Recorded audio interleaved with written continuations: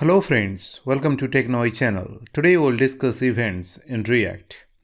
Let's start with an HTML file with simple markup. For learning, we shall include React, React DOM, and Babel using script tag.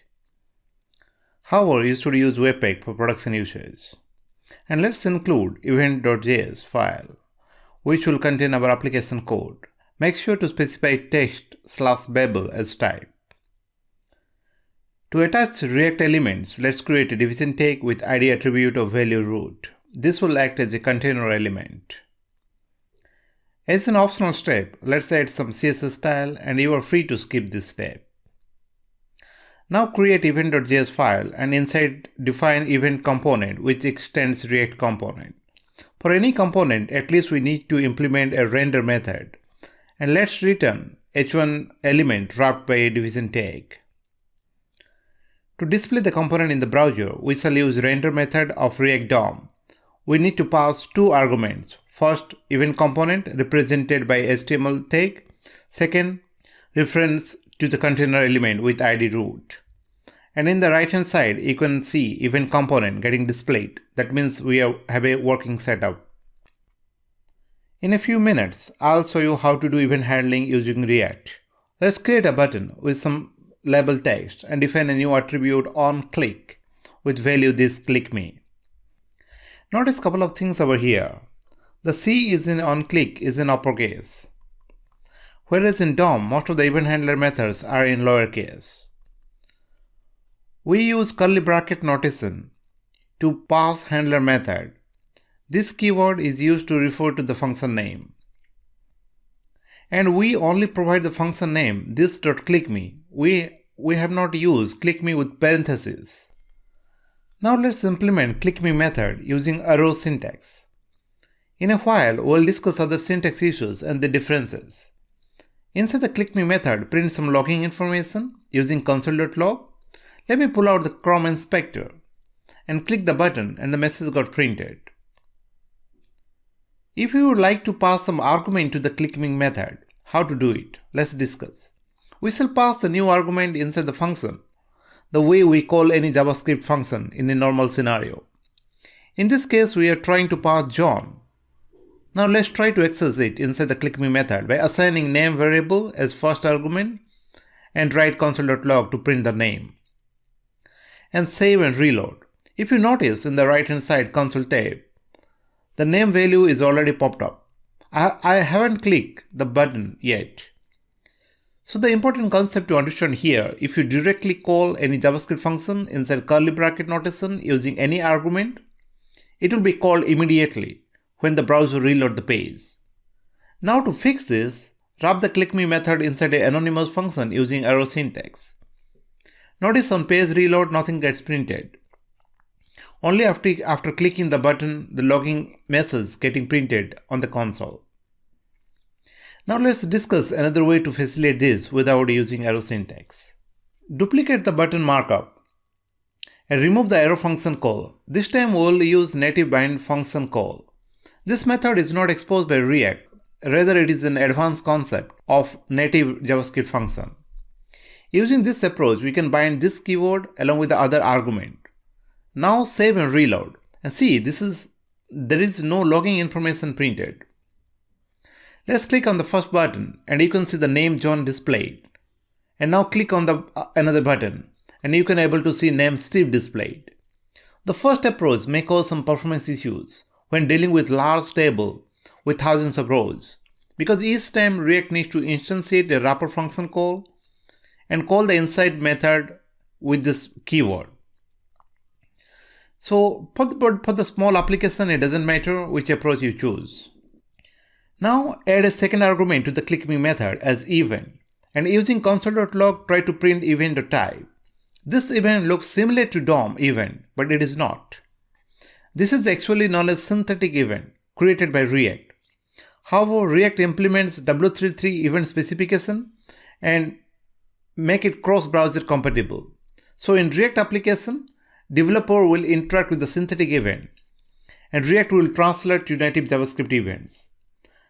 Now click on the second button and see name Steve displayed along with the type click. Now let me click on the click me The first button, React throws error mentioning event is undefined. In case of error syntax, event won't pass automatically. We have to explicitly pass event as an argument. Let's add e as an argument in the error wrapper. Pass that to the click method. When React will create an instance of wrapper method, it will pass an event object it as well. Now clicking on the first button, we can see name John and event type as click is displayed. I'll discuss another type of event and how to use it. Let's create a S3 tag followed by input tag. Inside the S3 tag, let's access state variable of name. Before we proceed further, let's put some default values to it using constructor. Inside the constructor, we need to call super with props as an argument. If we don't call super, this keyword will be undefined. Then set some empty string to name variable inside the state. Let's tidy up a bit and type hello on the input box. Nothing happens.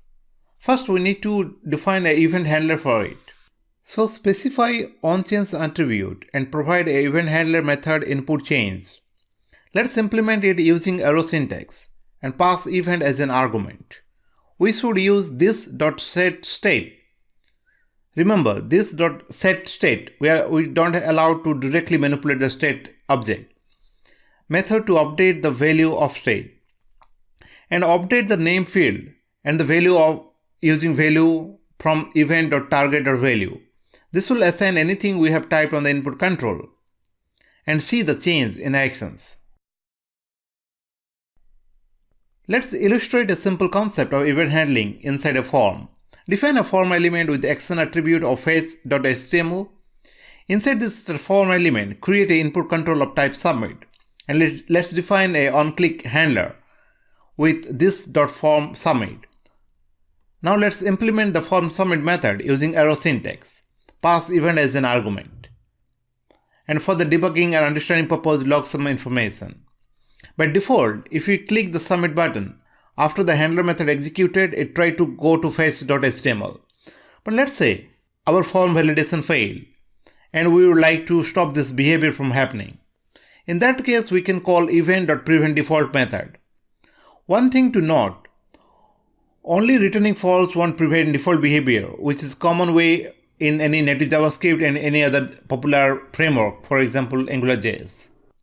Let's discuss event handling in context of two components, parent and child. Now let's create another JavaScript file, event parent_child.js.